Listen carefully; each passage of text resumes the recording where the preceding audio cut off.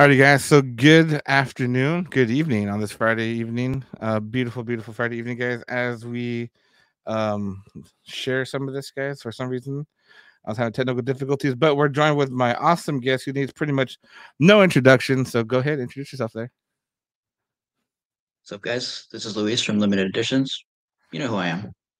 You know who I am. So Just kidding. I'm just kidding. I'm just kidding. I mean, you guys. I mean, if you're in the community, we all know each other, right? So, yeah, Limited Editions, comics and collectibles. We're here on Nolana, across the Wells Fargo and the Hollywood Movie Theater. We do comics. We do collectibles. It's in the name. What else do you want? You know. very cool, very cool. Thank you for joining us, Louis. So again, guys, we do have the address down for limited editions in the ticker section of our stream here. So if you guys are wondering where they're at, what the address is, it's going to be on 133 West Nolana Avenue, McAllen, Texas, next to the movie theaters, and of course, um, what's it called? Next to the Jack in the Box, whatever you want to call it. So I always call it Jack in the Kriznak. So again, Louis, thank you for joining us. I appreciate you joining us on this new stream with this new brand and everything. So Mm. just kind of in a general sense, Luis, I know that you and me have talked over the time, and we talked a little bit before this. What got you into collecting, man? Like, were you always like a diehard comic fan? Did you kind of start off with maybe like the Tassos, the Pongs and stuff, or what was that kind of thing that you started collecting and it kind of grew into a habit now slash job and so forth? Well, I mean, I started, yeah, as a kid in like the late '90s, early 2000s. I used to collect, yeah, Tassos, Yu-Gi-Oh cards, Pokemon cards. I didn't know anything about them, right? But like just collecting has always been. I mean, it's what kids get into, you know. Mhm. Kids get into it. I kind of lost touch with it as an adult. I kind of just, or as a teenager, I mostly played video games. But getting out of high school, I started reading comics digitally, and I was like, you know what? Let me keep going into this. I'm really liking this. And I was digital for a few years, and then my then girlfriend, she started getting me into physical comics. We started going to the shops. We went to Limited, went to Myth, went to Kaboom, went to Kirby's back when they were still around. Um, and then yeah, Limited was hiring. I applied. We, you know, I got hired. COVID hit. They needed a manager. They were like, "Hey, you wanna hop in?" I was like, "All right, cool." And I mean, we're getting close to 5 years now. So Damn. there That's you a go. long, that's a wrong relationship. What's up, Robert? Thank you for joining us, Robert. We got Sydney Sos out there in the stream. Thank you. So, Mhm, Robert, big comic book guy, I believe. We were talking about it at United. mhm. He was saying about it being cold at 20 degrees and everything. You ready for that, bro?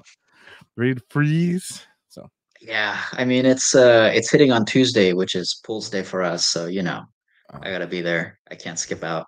I And can't skip out. No calling in today. yeah, So I'll bring a sweater.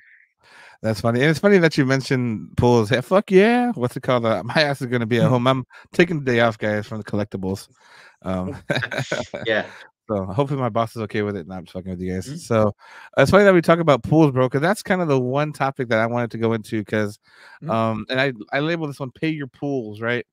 mhm. So I'm gonna be transparent with the audience right now. I owe Luis money. I'm not gonna deny it. I think last time we checked it was like $600 rounding up, right? Maybe give or take. Yeah, I don't Maybe want to count.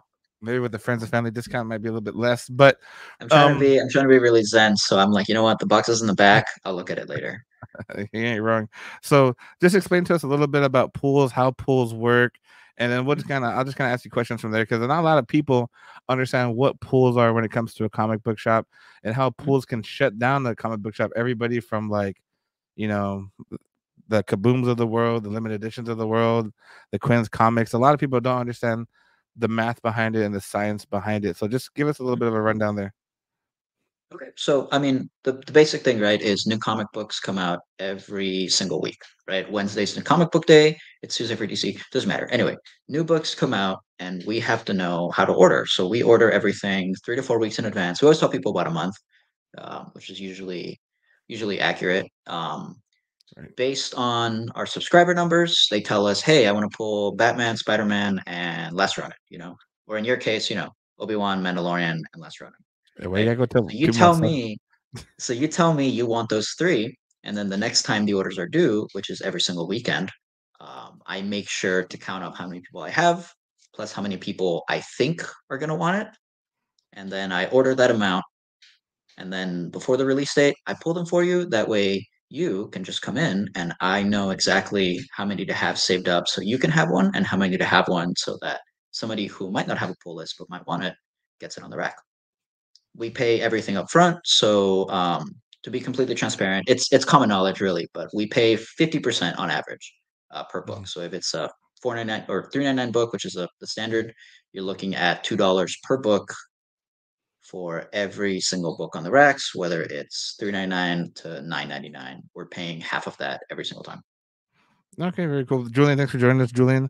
I see on the chat there, Robert saying, hope it doesn't get cold like last time. Absolutely. So, so this is just a little bit of insider knowledge here. So you'd have to kind of predict what it is. So, and again, I know you've always been a real cool cat when it comes to the comic pools and everything, but looking kind of beyond the spread there, what happens to these pools? So, like for example, and what can use Ultimate Spider-Man? Ultimate Spider-Man just came out. Mhm. If you were to over order and people didn't pay their pools, what's kind of the negative things that can happen to that particular business at one issue? Like, can one series really shut down a shop, or what do you think about that, or what?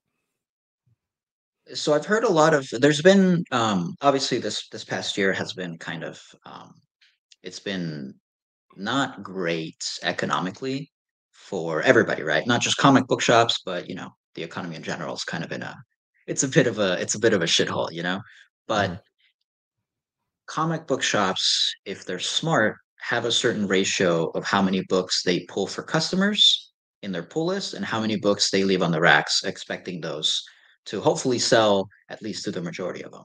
If too many people on their pull list decide to put back on a book or cancel a book or decide not to come in, or their budget gets too small, or for whatever reason they get scared of coming in and they don't come in, then that throws off our numbers. And that means that more books end up having to get put back. The way we do it is after a month, all of our books go into our recent back issues, which are 25% off. And then after a couple months, they go into our full back issues, in which case they're half off. So if you pick up a book off of our back issues, we're basically just making our money back. The problem, mhm, of course, is when somebody cancels a pull list, they're not just canceling at an opportune time for us. It's people cancel and they're in the middle of an issue, right? So, for example, something like I don't know, if Black Panther is on issue 15 and you haven't come by in 2 months and you leave us with issue 15 and issue 14, no one's gonna want that, right? It's not a number one. It's not a hot title. If it's not a key issue, then it's just two random books that we don't make money off that we expected you to pick up. So mhm. we lose on the potential profit and we have a book left on the racks that more than likely wasn't going to sell because I already accounted for that being sold to you. Mhm. I get you. So in this case, so it's gonna take up, obviously the cost of it, the space in the Mhm. store, and whatever it might be. So Yeah. after the comic pools are canceled or whatever it might be, how Mhm. does one go about? Because obviously, like, and I'll give myself as a situation. I mean, losing my primary job, right? Mhm. And then my primary side business to start a Yeah. new one. Obviously, there's a little bit of different financial situations there. So how do you guys work with some customers? Like, are customers just like too prideful to call? Do some just don't want to call you guys, or they feel like the IRS is going to get them, or whatever it might be? Like, how is that you guys get approached? Because obviously you're pre-ordering these things for a reason, right? So, Yeah. what happens there? What do you guys normally try to do? I think there's a thing that people get that they think they're in trouble Mhm, and it's like I'm not your dad, right? Like I'm Amazon or I'm eBay. You asked for this, it's being held for you. Just come and get it, Like the books that are on hold for you are money that we paid for you. And mhm, we did this because you asked us to, So just people end up not coming by and picking up their books and that like we lose out on the potential profit, but we also lose out on the money that we made. And what they don't realize is that it's like a cascading effect of like we lose the 50% that we would have made and then we lose the 50% that we actually made money on. And also because we're always a month or so in advance in terms of our orders, the next issue is also money that we're losing out on because now it's going to hit the racks and the demand is already less for it because you're not a part of it. So whenever people don't come in, like we really do try and be as communicative with people, we have customers that have told us like, hey, like I had some medical issues or I had these issues. Like, can you put my pull on pause or even just like keep pulling for me? And when I can, I will try and pick it up. And we have people with short boxes full of books, and they come in every 2 weeks and they try and pick up what they can. And we really do try and work on it because again, like that's money we paid that we're hoping to make back. So if you can come in and tell us, hey, I really do want to keep pulling. Can you guys keep pulling for me? Then we're going to do that. Like we're people too. We understand that, the economy is rough. We're going through it. Everybody's going through it. Communication is the most important thing. And if you just communicate with us, then we're going to work with you. I get you. And Jesus, thank you for joining. Jesus Cervantes stopped by the shop earlier today, on my way out to pick up a collection. So, biggest thing, Luis, is my next question to you is going to be, and you don't have to name names, but what's kind of the funniest excuses you've gotten for canceled pulls or pause pulls? Like, did you get like my car got struck by a meteorite? I need a pause, or you're not gonna name names, man. But what are some of the? I mean, obviously that we talked about it, right? It's better than the call than to keep pulling, right? But what are Mhm. some of those excuses where you're just like, all right, man, thanks for the heads up. Like, well, what were some of the ones you've heard in the past 5 years? Let's go with your top three. My top three. I hope I'm not on that All list though. right. No, you're not on the list. Okay, so I think the funniest one is there was a guy who told us once.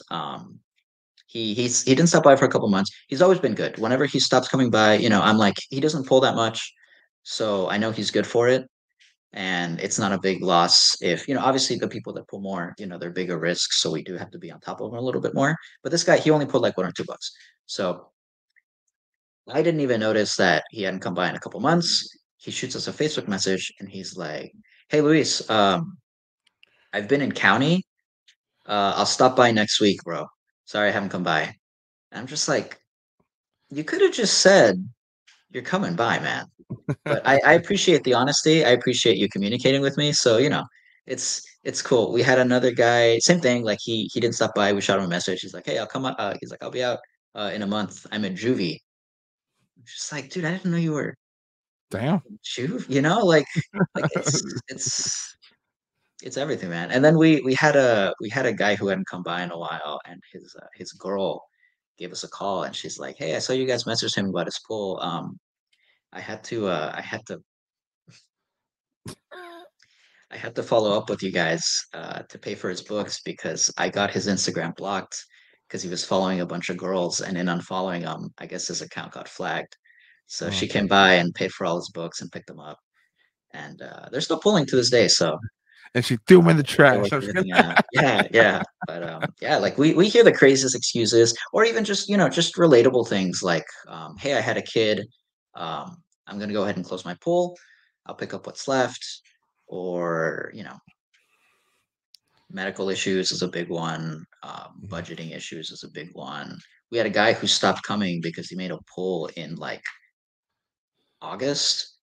And mhm. when we hit him up in September, he's like, "Oh, put my books back. I went back to school in Austin." And I'm just like, "Then why did you make a poll with us, man? Like what's the point here? I don't get it." I get you. I went back to school and also you'd be like, we mail out, bro. Don't worry about it. Oh man, that's fucking crazy. So that's some Mhm. interesting stories there, bro. What's it called? That's great. So once you get the pulls out and you get everything sent back, how does your I guess say like your next major release? So I know Ultimate Spider-Man came out recently, and Mhm. that was kind of a big hit. And you and me talked about it a little bit the day of when you were doing the Mhm. pulls or whatever. Yeah. When you had your midnight release, and we could talk And about the that release, there yeah. too. So what Mhm. up, Ricardo? Thanks for joining, Ricardo. So let's talk about your midnight release, man, for Ultimate Spider-Man, and then let's just kind of talk about it because right now that's the hot title, man. That's what everybody's looking at right now. So how Mhm. was y'all's midnight opening? Because I know you guys used to do them before, right? Yeah. And so So you we guys did used to you do midnight releases. Marvel's really the one that really pushes for them, or used to push for them. They used to send us like materials, like incentives that were like exclusive to like one per store or two per store incentives that you're supposed to put on sale at midnight. Like for House of X, they sent us like these little seed packets that you're supposed to put to like a potted plant. So they used to send us like materials, but when COVID hit, um, excuse me, they kind of just shut those down. They haven't really done anything else. They used to send prints, none of that. We tried to do them a couple times with the new Donny Cates Hulk #1. with the Al Ewing Venom #1, the most recent one, which was like 2 years ago now at this point. It's on issue like 27. Um, and the Venom one, it was okay. It wasn't really hitting the pre-COVID numbers, and the Hulk was maybe half of the Venom one. So I was like, you know what, let's put a stop to it. But with this Ultimate one, I just had the feeling that like it's Ultimate Spider-Man, right? Like most people reading now have good memories of that book. Or even like so many people got into books because of the Ultimate Universe, A lot of people, despite it, ending up kind of a convoluted mess, they got into Marvel because of the Ultimate Universe. They have fond memories of it. And I was like, Spider-Man #1, the teasers, everybody wants Peter to be with MJ. So I was like, this is what people are gonna want. So I went kind of heavy on it. And I thought, you know what? Let's do a midnight release, Why not? Let's get some hype up, we'll get some costumes, bring some donuts, try and get people to come in. Because we had a good amount of people that were like, hey, if I can read it at midnight, I will read it at midnight. And I Yeah. was like, bet. And we really had a big crowd show up. A good amount of people, like they grabbed the book, they paid for their book, and then they went to the futon in the back to sit and read the book. So yeah, man, we had a great turnout. Probably maybe our most successful midnight release ever, as long as I've been there, at least. I get you. Um, So the next question is, with the midnight release, you can do it again? You're gonna go bigger? What are y'all's plans for that? if there's a title that warrants it, then yeah, that will go bigger. I don't know that there will be at least for a while, just because Ultimate Spider-Man is probably about as big as you get. I don't know that random DC crossover for the summer next year is gonna be worth doing a midnight release for. And I mean, someone's got to do it. It's usually me because I don't like my guys having to stay up till midnight. I don't like me staying up till midnight either, though, right? So, um, unless it's something equally as hype as Ultimate Spider-Man #1, then we'll probably take a little break on those. I know people like reading the books at midnight, but just come by at 10 a.m. I'll be there at 10 a.m. I already have to get up early. Let me sleep in at least. I get you. I've always thought in my brain, if I ever decide to go to that comic book route, I would release at midnight, bro. Just because, like, fuck it, bro. Like, why not? Mm-hmm. I'm used to not fucking sleeping. Like, but again, I'm also not pulling fucking what is, like, 30 titles every fucking week and Yeah, shit. So I yeah. can talk all the shit I want, but if I'm not actually doing it, I don't think it's gonna be possible. But Mm-hmm. that's cool. So with the Ultimate Spider-Man, did you see a lot of newcomers, a lot of new things? Like, what was the shift in the audience? Because obviously it was a more successful one. I mean, obviously you ordered heavy. I know you got the 1 in 500. We talked about that issue there, Mm-hmm. which a little commission sale there, starting out there, But Talk about it. what was the turnout there? Like, did you see a lot bigger crowd? Were you able to get more people added to a pull list? Like, what were the positives that came out of Ultimate Spider-Man? It's probably our most added title on the pull list of the last maybe 6 months. Probably at least since Last Ronin. Last Ronin was like the title that everybody jumped on. It was so hyped, like everybody had it in the pull, regardless of whatever. Since then, I don't think there's been a title like that, except for Ultimate Spider-Man. Everyone's been jumping on board. Everybody wants to try it out. Everybody wanted the variant covers. We posted everything ahead of time, so they wanted those. A lot of our newer readers, they jumped on this for sure. And we got a good influx of people that I've never seen before coming in, even at midnight. I was surprised by how many. We got a good maybe half dozen people that just came in at midnight. They're like, hey, you guys open? Yeah. I'm like, I don't know who you are. I knew most of the people that did go um, at midnight, but that night we had a couple, and throughout that day we had a good amount of people come in that are just, to me, complete newcomers. And I think that's great. It's good that people are like, they're hearing about this on Reddit, on Twitter, on Facebook, on TikTok, whatever it is, and they're going to their shop. And what we wanted, is, I don't want to sell out day one. I want to make sure we have it so everybody that wants one can come in and grab a copy, or grab 5 copies or 12 copies or however many they want for themselves. What did you think about it? Did you read it? I'll be honest with you. So, when Fido came, he got it from another place earlier, Hmm. unreleased or whatever.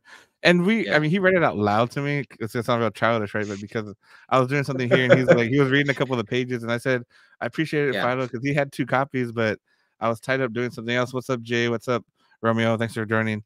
And I know at the end, and I don't want to spoil it for anybody that's out there, but I know at the end he Mhm, pulls out the orb, the mhm, symbiote orb, and then it's like the spider, then he gets bit by the spider, and mhm, he's presumed in the shadows in the last panel. But so far, like, he was telling me that Uncle Ben's alive, and so far, so my biggest thing was, what's that cameo event going to be, right? What's going to be mhm. that arc thing? So, how many issues of Ultimate Spider-Man is it? Like a 5 run, 12, or? I think it has the potential to be a long one. I mean, the original one, right, went on for 130 some issues. Okay. Um, and Hickman's not really accustomed to coming in and doing just a couple issues and then leaving. Something like this, I can see it going on for 40, 50 issues, maybe more. You know, they can crank out a solid 6 issues, they can crank out a solid 12. The structure of the book as it is, it kind of just stands to fit whatever they want to do. You know, if he wants to do something else at some point, he can probably bounce off a bit and somebody else can take over the title. But I mean, for my money, I hope it's a long one. What's it I'm called? buying the omnibus in my head already. I was about to say when that thing comes out, then you shoot me a message. Add it to my major pull list here. What was your take on Yeah. the first issue? I think it's good. I think that the new Ultimate Universe is different. I don't think people should go in expecting like retellings of the Clone Saga or the Black Suit Saga or whatever. I think go in with no expectations other than it's just a new take on Spider-Man, you know? It's nothing necessarily new, but it's remixing the continuity. Um I think it's good. I think if you like family-oriented books, if you want a more mature Spider-Man, I think this is a way to go. It's a very timely book, you know, especially right now when Amazing Spider-Man is getting so much criticism. It just feels like a breath of fresh air. And I mean, jump on, you know. Like, The do you number have any one. issues left or no? Oh, we have a good amount of issues. You got a couple hundred, a few hundred. We got a few hundred, yeah. Very good. What's it called? Well, no, that's cool, man. What's it called? So with Ultimate Spider-Man coming out and everything, so what's kind of the next comic that's going to come out that you think is you want people to know about? Next comic this year. I don't know, man. There's literally always something new to read. Mhm. You know, they say there's a new Ultimates book coming on the horizon. That was teased in the Free Comic Book Day solicitations in May. So when that comes out, you know, we'll have a bit of a clear idea how the summer looks. The summer always has a bunch of new number ones, so it's a ripe time to jump on board and try something for sure.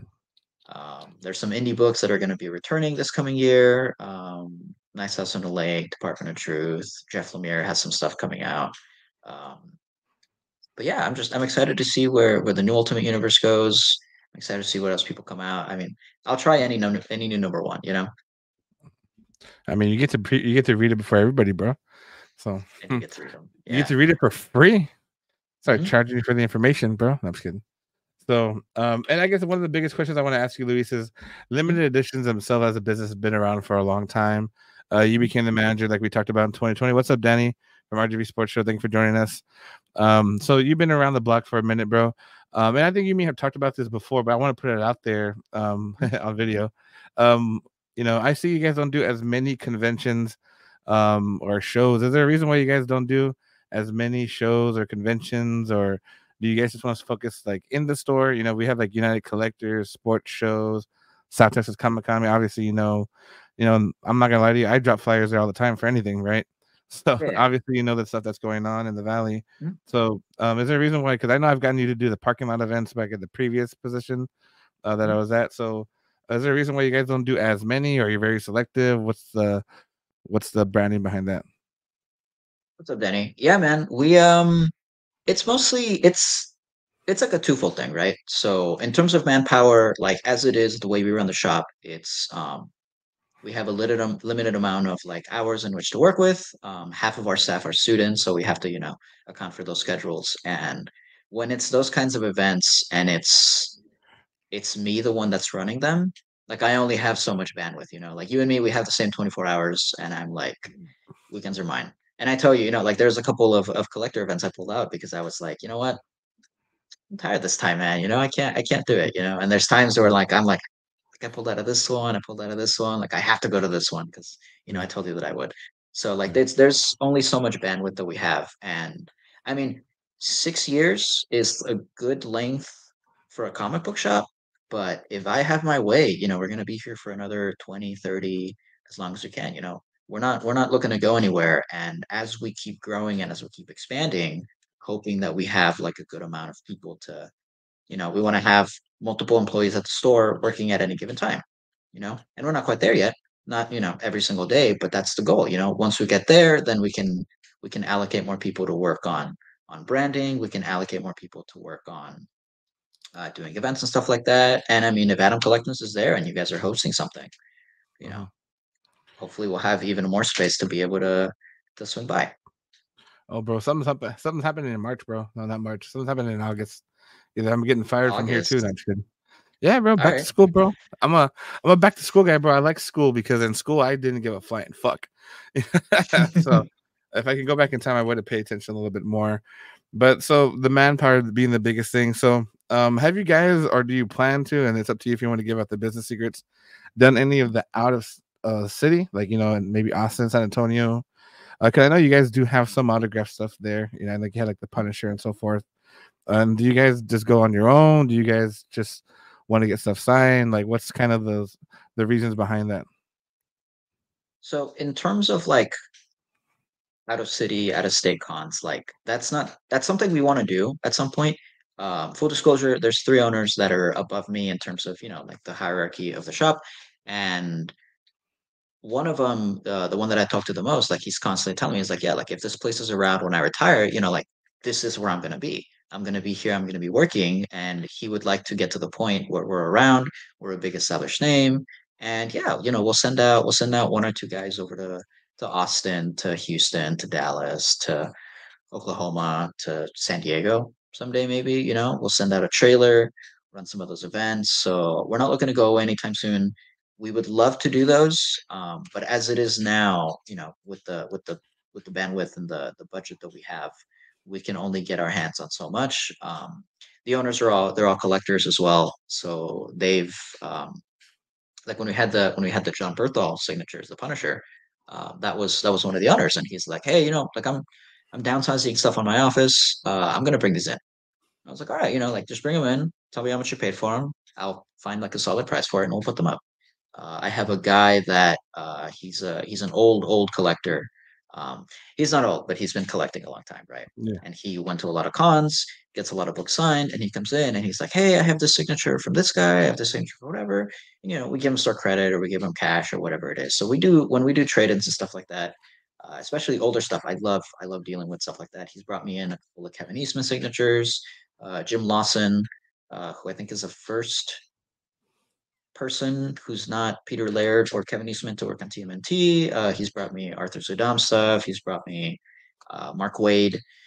So all these like legacy collectors that even I don't know if anybody cares other than me and him, but we put them up and they sell. So I think some people do care, but it's cool to get exotic stuff like that. Mhm. And he has a pool with us, so he's like, yeah, like I'll give you this signature. You give me X amount, and I use it to buy my books. So it works out for both of us.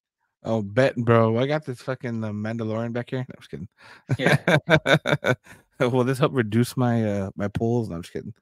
So, Bring it all in. right, well, that See makes sense. So obviously, there's Mhm. a lot of thinking behind all that. So, when it comes to comics and everything, so you guys are not just a comic shop. You guys also have Funkos and figures and stuff. Mhm. So, what have you seen with the Funko market? Because obviously, like, if you have comics, you kind of have to have Funkos. If you have Funkos, you have to have comics, right? Whether you're Yeah. going to be 80/20, 60/40, whatever it is, right? In my case, Mhm. I'm about an 80/20 right now. How do you see or seen that market? Like, is it like a good add-on sale? Is it something just to have to kind of supplement that one collector?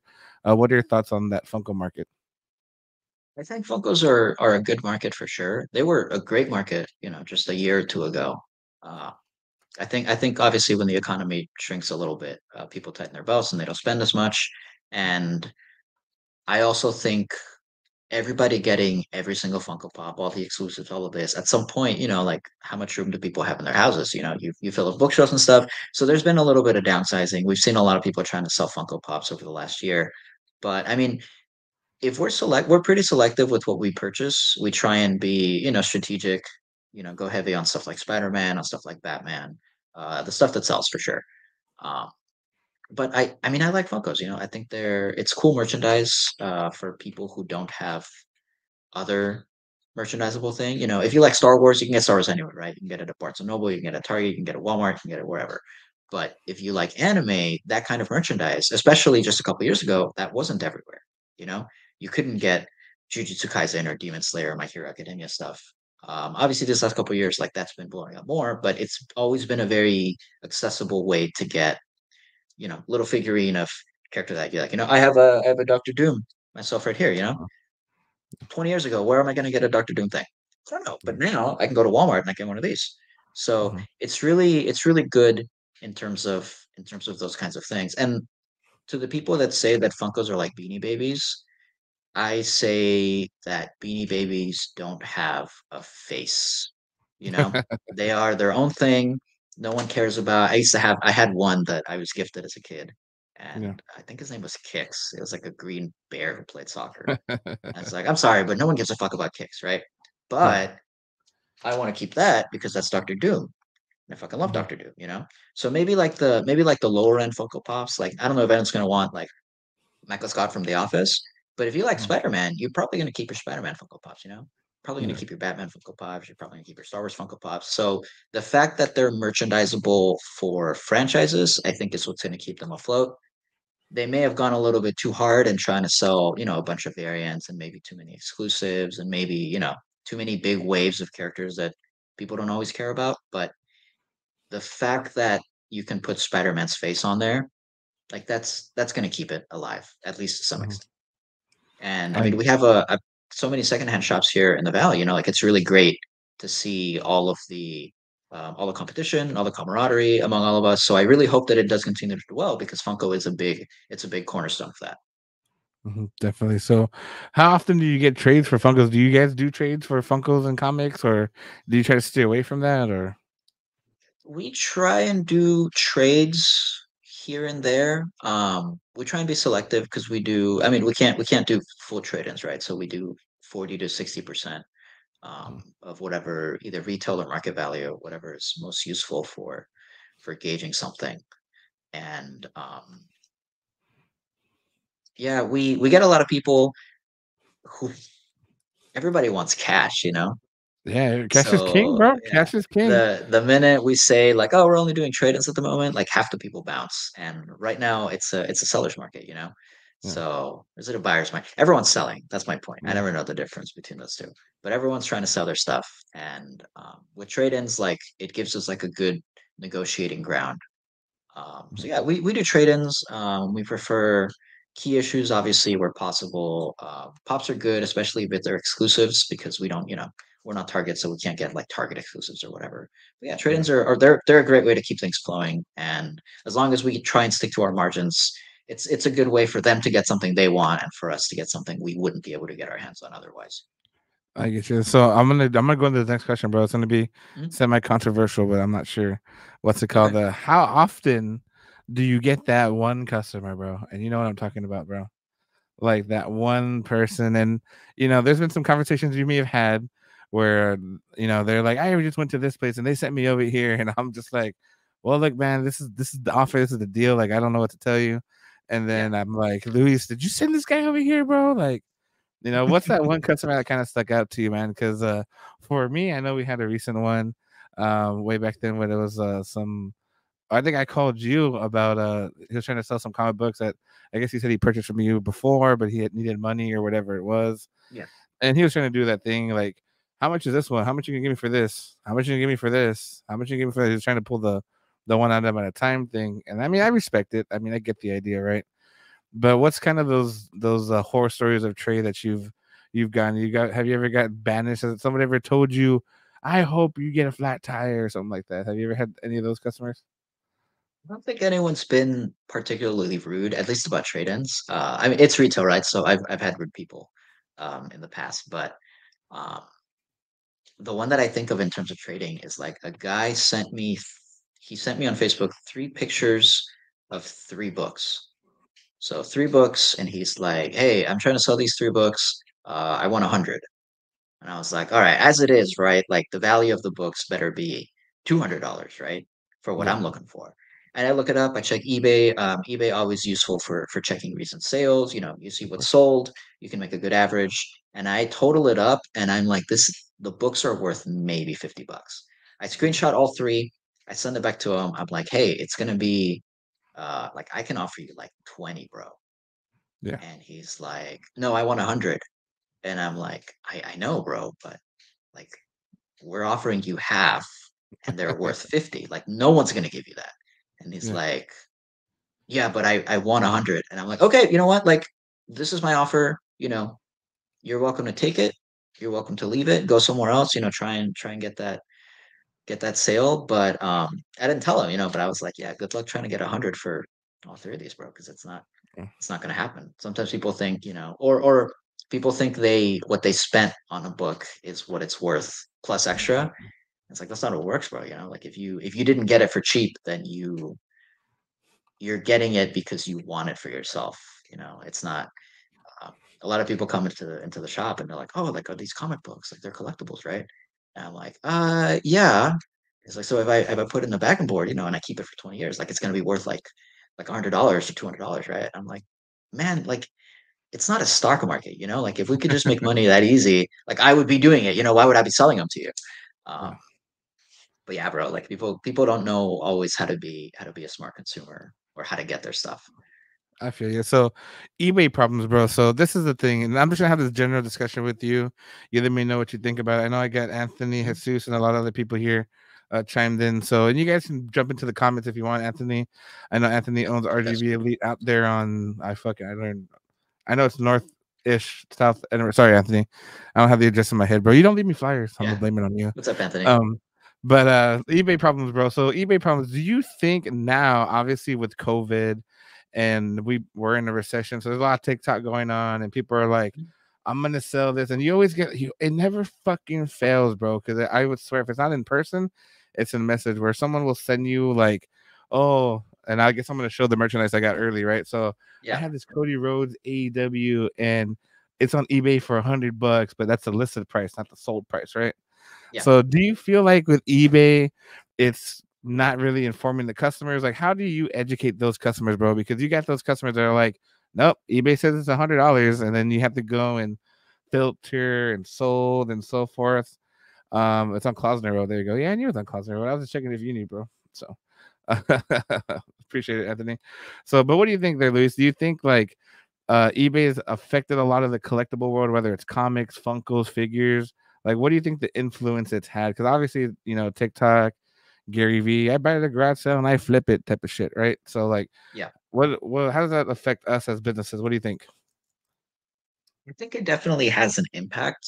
I think people think eBay and they look it up and they find, the one listing and they're like, oh, like this validates what I'm saying. So I want this plus extra. And it's like, no, man, like you said, like that it's not hard to just, you click filter, you click sold, and there you go. Like for example, when we buy big collections or big keys, we don't like look for the most recent sold. We look at maybe three or four, um, try and find an average and then go based off of that.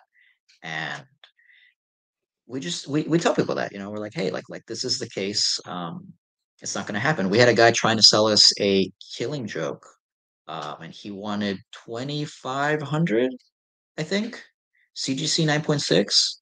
And I'm like, dude, it's a $300 book, like what's I wrong? was about to, I was about to say, isn't Where it a did this $200 where did book, this bro? number, yeah, where did Yeah. this number come from? And he's like, oh well, I saw it on eBay. And I'm like, okay. So I go to eBay, right? I look up Killing Joke number one, CGC 9.6 or 9.8 or whatever, and there it is. Some random guy is selling the book for $5,000. And he Mm, wanted, he wanted half. And I'm like, yeah, like, look, do you know why this is up here? Because no one's bought it. And then I yeah. check, I click on sold, I check over here, and it's like, yeah, everything's selling for 140 to 300, depending.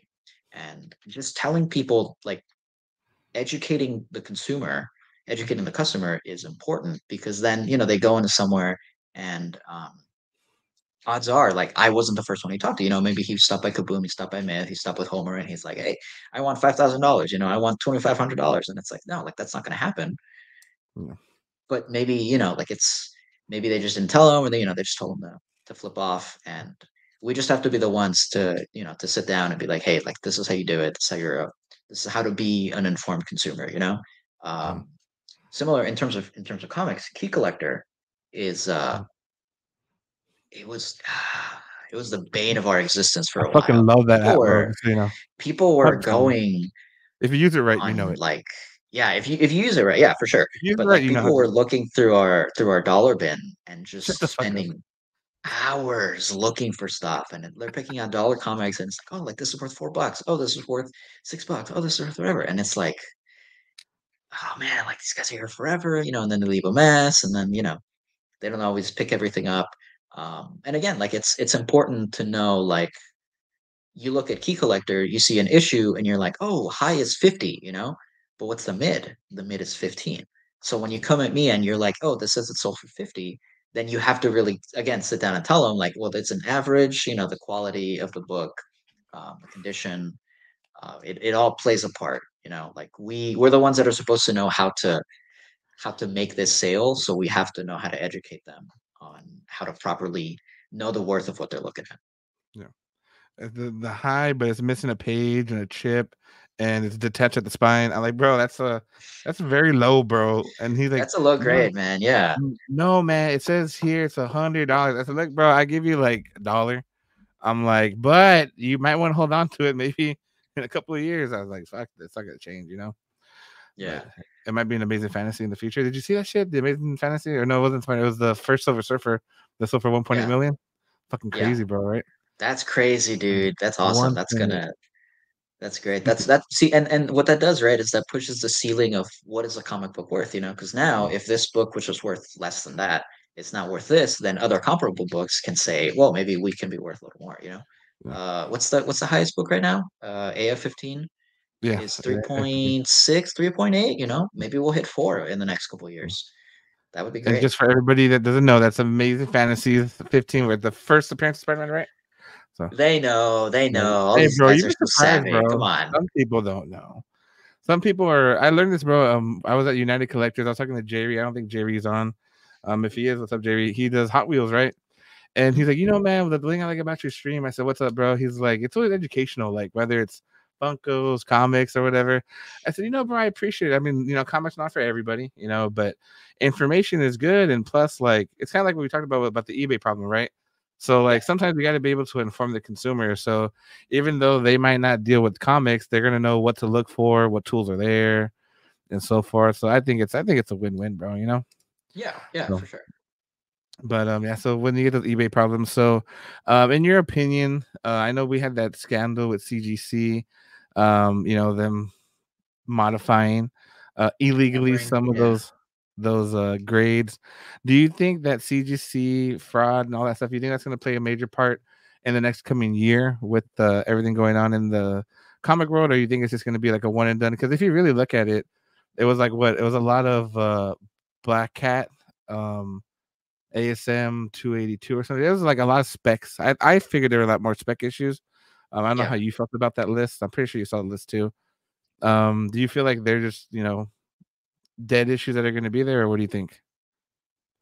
I think especially the one that really got me was the Amazing Spider-Man 300, that famous Todd McFarlane cover. Yeah, I saw somebody break down like the percentages, and they're like 5% of all of the CGC graded McFarlanes are fraudulent. That's a lot, man. That's a lot. what And the millions thing and is, like, millions? I'll confess, like I heard about this and I looked a little bit into it, but I didn't delve too deep into it, so I don't know, like, me as a retailer, how do I look at one of these and tell that it's fraudulent, Like, do I have to scan the barcode and, see when this was issued? Is that something, I mean, if it's tamperable, right? Like, did they tamper with those? I think we're gonna have to, stay tuned and see how this actually changes the market. I would be very interested to see how the sales of the CGC competitor, CBCS, whether they go up or whether they stay stagnant, over the next year or two, in response to CGC having this massive fraudulent case. I wouldn't be surprised if ASM 300s have gone up in price if they're CBCS because they're legit, Yeah, because they haven't been tampered with, or exactly. maybe we'll find out that everyone tampers. Maybe we'll find out that CBCS does it too. It's hard to know. We break the illusion now that if it's graded, it's perfect, and now we live in a new world. Yeah, definitely. I'm trying to pull up the comic book just for some people who are not too familiar with what issue we're talking about or whatever it might be, because I know not everybody's a nerd like us, right? Mhm. So, um, for everybody wondering, this is going to be the one that we're talking about. So this is the Amazing Spider-Man 300, and Yeah, 5% basically is 5%. supposedly Yeah.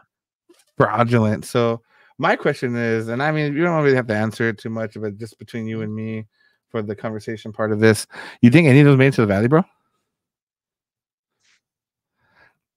Let's see what Anthony says. Think it would raise the value of PSA both in sales or price to grade. I mean, what do you think? Maybe, maybe. I think it's possible. I think if the CBCS, UGC, PSA debate has been going on for as long as these guys have Years. been around, Um, CBCS only a couple years ago they made their slabs a little bit more attractive, so people are putting them up in competition. Maybe not quite matching to it, but they're reaching those values here and there. So there are CGC diehards. There are people who have been doing it for their entire career and they don't like the new guy. But I wonder with this if that shakes that faith. And Mhm. I wouldn't be surprised if CBCS and PSA both have sales uh, just Increases. skyrocket, or even just edge out CGC at least in terms of these issues for sure. Price to grade, I don't think so. I think they're probably just. I think price to grade is probably going to stay stagnant. They raise their prices every year anyway, so it's like insurance. You somehow always have to pay a little more. I get you. And the biggest thing is like I know back in the height of COVID pandemic or Mhm, whatever and so forth, we had a lot of raffles going on, a lot of mhm. illegal raffling because you can't leave the house to buy stuff, right? Because comic books are not essential, bro. Let's just be honest, right? It is what it is, Yeah. right? I mean, it's not an essential part of the business there, for society. But obviously, we had extra income in our pockets and stuff. But I'm Mhm. just curious of how much of it actually affected the value because I don't personally own an ASM 300. I'm not a huge. I mean, I'm a little bit of a Spider-Man fan, but not that much. But it's just crazy, bro. Like I just think like now how many of those are in circulation, how many of those are people holding and saving, because I cracked a couple slabs, I'm gonna be honest. I had some slabs crack, like the edges cracked, and the Mhm. value is not there to get it reslabbed, right? To the time, the effort, like it's just I rather crack it, sell it raw, fuck it. Like Yeah. I think Mhm. I did that with the Red Hulk and with the Lord Draken. The fucking slabs cracked. I'm like, yeah, fuck it, bro. Like it is what it is. Yeah, just sell as is. Um, yeah, because at the end of the day, whether it's a 9.4, 9.0, whatever, it's still gonna be in pristine condition, right? Yeah. But do you think they're gonna do a different improvement for those slabs, or do you think there's gonna be another process there? Because I haven't seen a new slab come out since that controversy. Like if they've done something different with the packaging or whatever. So what do you think is gonna happen there?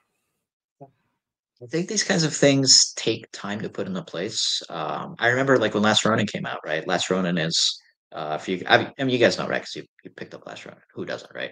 But they're a little bit bigger than standard comic books, and CGC wouldn't take them. CBS wouldn't take them. It was a good while before they were like, "Hey, we can actually take these in now. You can submit them to grade." Otherwise, I know we sent one in to CBCS maybe within the year that Ronin came out, and they sent it back. And we're like, well, like we had to tell the guy, like, hey, like you paid for it, like send in another book. We'll send it, with our next batch. But it takes a while to adjust like what they have. And I mean, if you look at it, right, like the book when the book is thicker, they have slabs that are a little bit thicker instead of being a little slimmer. They're a little thicker, and it's visually noticeable. So I think it'll be at least maybe like a couple of months before we see like, oh, new and improved CGC slabs. It's a good opportunity, I think, to update their label.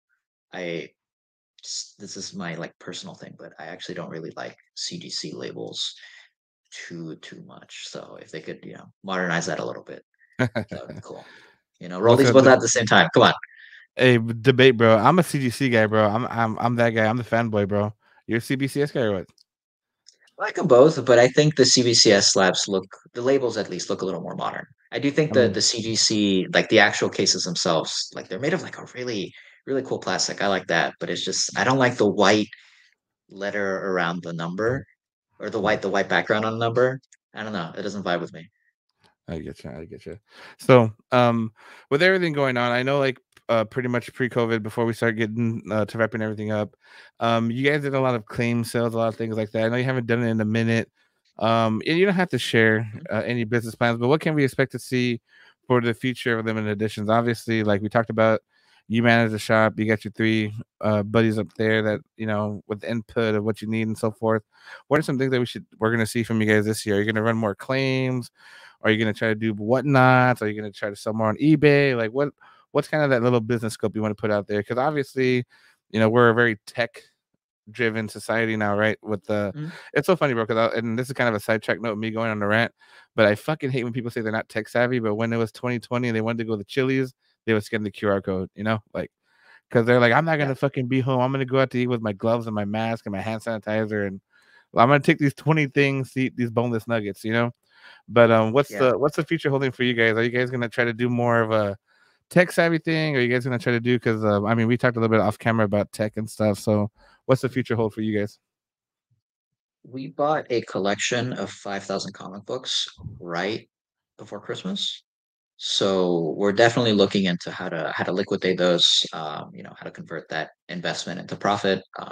So we'll be stocking our dollar bin a lot more. A couple of keys I already found in there, so we're going to be pricing those. Some of them might hit eBay. We've been slowly trying to. It's not like official really, but we've been slowly trying to see, how much can we do with eBay? How much is it worth it to do on eBay? Because eBay is also kind of a hassle to set up when we're already, like a physical location. Hmm. Um, but yeah, bit by bit. I don't know if I want to do a claim sale again. We've talked about doing a live sale. Hmm. Um, I don't know what whatnot is. That's my boomer take on Hmm. it. I don't like it. I don't like that they make comic books. Something about it doesn't feel good. I love you too, Daniel. How's it going, brother? Um, That's my yeah, Spider-Man. bro. Oh my goodness. Yeah, bro. Yeah, I don't know what whatnot is. I don't like it. I should probably learn, honestly. But yeah, man, I don't know. Bit by bit, we're taking things um, in stride. If I feel like we can make it work, we're gonna run it. We're always open to new ideas. We started doing digital pools at the not insistence, but at the suggestion of one of our members, and he's like, "Hey, I use this app to track stuff. What if I use this?" So bit by bit, we're trying to modernize our pool list. Yeah, man, we're just little upgrades here and there. I think any positive change like that's forward momentum. Mhm. And again, limited's not going anywhere. We're going to be here in 5 years. You're going to be here in 10 years. You're going to be here in 20 Mhm. years. So, just keep an eye out, man. We're going to be here. We're going to keep There you upgrading. go. And this kind of goes into my second part because and you may have talked about this in person before. I'm gonna put it out here on the podcast now. I've always talked about because like brick and mortar, and again, I sound like a Mhm. complete asshole. It's not a hard thing to do, right? You need to merchandise it correctly and so forth, right? But I feel like a lot Yeah, of yeah, our yeah. shop here in the valley are not very digital. Like whether it's gonna be user apps or whatever and so forth. And I feel like it's transitioning into that digital age. So I guess my next question to you is, given the fact that we're selling, collectibles, um, where do you see the digitalization of this coming in? Because like we talked about before, there's digital comics, right? So, like how are you guys going to strategize technology within this next year? Like, what are some things that you guys want to see and do a little bit more of? You know what I mean? Yeah.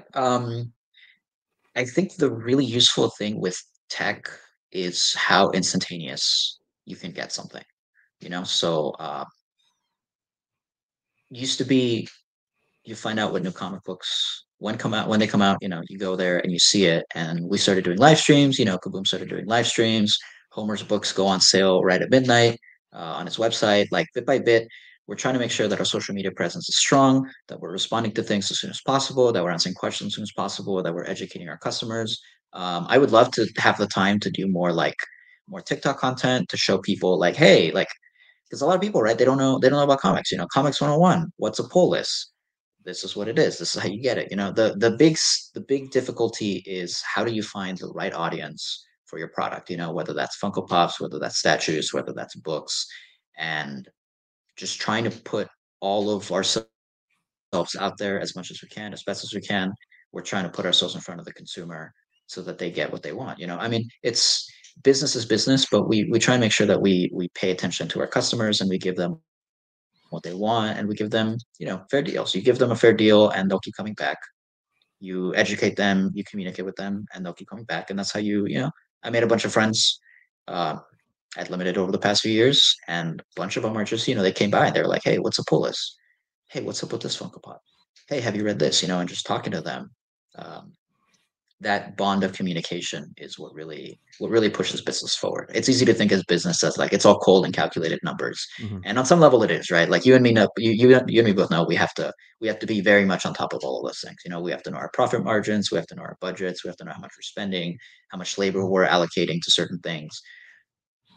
But down here, me at Limited, Homer at Neon, Isaac at Kaboom, Huggy at Myth. Like it's a people business. And Yep. knowing the people that come to your business is probably the most important part of the business. It's the most important aspect of it for sure.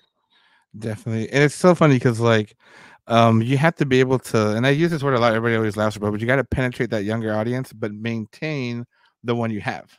You know what I mean? Yeah. Yeah. Because like at the end of the day, if you can't get that next consumer, there's only Hmm. so much because people our age, bro, like and people older than me, I'm 32 years old. They Yeah. sometimes they're gonna be in a financial situation. Do I pay the bill? Do I pay my pool? Right. But if you Yeah. can get that younger generation in there that might like Spider-Man, want to start with the series, Hmm. you can get them to buy, and that's going to make up for that one person. Even though, yeah, you know what, they've been a loyal customer and so forth, we have to have that rightful balance, right? And I don't think Yeah. there's a lot of businesses out there, at least a lot of shops, especially like secondhand shops like ourselves, right, that kind of Hmm. sell at that fair market value. They don't take that into consideration. I hear it a lot from different business owners, and you can correct me if I'm wrong, Luis. They're like, well, I know my audience. I know what my people want to buy, Hmm. but there's only so many times you can have the same five customers, man. Yeah. Yeah. For sure. I just, And you always see whenever newcomers come into the business, a lot of times they pick up a lot of books and they get a bunch of books and they build a big backstock of the things that they want. And then at some point they're like, well, this is too much. I'm spending too much. And then they liquidate everything and they quit, or they downsize to a more reasonable rate that fits with their spending budget. And you can only have so many of those people before, again, like new people are the key. You find new people, you find what they like, you give them what they like, you suggest what they might like, and you keep growing that business. And that is every week, every month, every year. I know people that have had a pull list with us before I was even working here, and probably every year we've had new people come in and they stay. And some people leave, some people don't come back. Some people have to quit for life hits them with kids and work and the economy and all of that. But like every year, we're always bringing new people in, and it's cool because they come in and they're like, "Hey, I started with Ultimate Spider-Man, or I started because of something is killing children, or I started with Last Ronin, or I started, like you can almost like see the timeline of when people join into comics, and seeing those people again, week after week after week after month after year, like it's really great. But it's always so important to just penetrate that younger audience, yeah. and keep bringing them in, keep adding people in, and hopefully that's part of the hobby that they take with them. And I mean that's money in our pocket, right? 100% money and profit, right? So, let's just leave this off with just the keynote, bro. So, we talked about Key Collector being trash. I mean, it's not complete trash, but if you use it correctly, bro, it pays off. Like, there, you got to Oh click yeah, certain yeah, for sure. things, focus certain things. What's kind of that app you would recommend for the starting collector? If we have somebody, oh wait, we got Daniel coming here. Limit does an amazing job at tailoring to the demographic new to the scene. Everyone's so friendly, ready to help. Whatever intimidated, I feel like completely gone after the first visit. I'll be pulling for Limit until I die. So I'm not Thank you, gonna, brother. I don't want to make your head bigger, Luis. But the thing I like about Luis, I'm gonna sidetrack it, is I'll walk in, he'd be like, "How many?" And he'll know either it's boxing, bag and boards, or short boxes. They're like, "How many you need?" And then like he's like, "I got you, bro." And then boom, boom, boom, boom, boom. And I'm just like, damn, like I just came to say hi, which is never true. I don't come to say hi. But it's pretty funny. But what app would you recommend, bro, for that starting collector? If they want to track their issues, if they want to look up the value of what they have, if they found that comic book in their grandma's basement, It's oh my god, it's a fucking AF-15. Where what would you recommend for them to use to check values, or just in a general collecting sense for people to check their values? That's a little more trustworthy, user friendly. What would you recommend, or what? I do think Key Collector is very useful for that. It's very handy just to get. It's a bird's eye view, is what it is. You know, you look at it and it's like, all right, like, is this worth something or is it, dollar bin fodder? And it's fine for things to be dollar bin fodder, but a lot of times, like you want to just find out the value really quickly. eBay, check the sold listings. Or, go to your local comic book shop and just ask, hey, I had this in my basement. How much is it worth? And if it's like, that's Superman, I'm like, it's worth $5, bro. Like, what do you want? Like, a lot of times there's people in your community that have the experience and can just help you out, or they can show you how to help you out. If you're starting to get into collecting, if you're starting to get into comic books, I always say check out League of Comic Geeks. That shows you all of the new books every single week. You can create a profile. You can link up your pull list actually with your local comic book shop, maybe limited editions, you know. Um, but yeah, just there's different places. I always tell people, like, if you're not reading comics, it's because you don't want to. If you Google anything, there's websites, there's apps, there's people that are willing to help you. There's 100 new number ones every single month. Like, you're not reading because you don't want to or because you're scared. Put like 5 seconds of effort and you will jump into something completely new. You've never seen stuff like this before. Talk to comic book shop people, go to comic book shops, go to Atom Collections. Like, you're gonna find passionate people that are into the same things you're into. And that's how you make friends. That's how you make memories, and that's how you get stuff you like. It's awesome. Definitely, definitely. So, again, we'll wrap up the podcast. I appreciate you joining me this evening, Luis. So, Yeah, again, brother. Thanks for having me. we got limited editions at 133 West Olana Avenue, McAllen, Texas 78504, across the movie theaters. What's movie 16, right? 16. It's the Hollywood Movie Theater. Hollywood, whatever the fuck. So, it's still open. No, I'm just kidding. JJ, the covers are pretty. Hey, bro, that's how I started, bro. Straight up. I ain't gonna lie. It's so shiny. That's why I started collecting physically. Yeah, that's how it starts. Hey, no, bullshit. Before we log off, favorite artist, bro, go. You better not give me that Favorite topic for me. artist? Don't Marco be basic. Cicchetto on Ultimate Spider-Man, bro. Okay. What's it called? No, Jack Delgado, Kirby. bro. Delgado. Jack Kirby, hands down. Jack Ah, Kirby, that doesn't right count. there. There he is. There he is. Right there. Come on. Number one. I had to throw that out there, bro. What's it called? I was talking to Homer about it. I was like Delgado for sure, bro. But it was like some Yeah. runs way back then, bro, that were like fucking like they're Venom runs, I think. I can't remember. Mhm. But I'm not like a huge Venom fan. But again, so thank you for joining us, Luis. Anything you want to put out there to the Sure. crowd before we log off?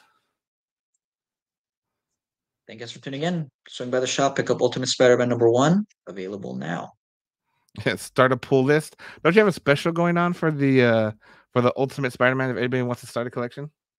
Oh yeah. Yeah. If you want all 12 covers, we're doing 20% off.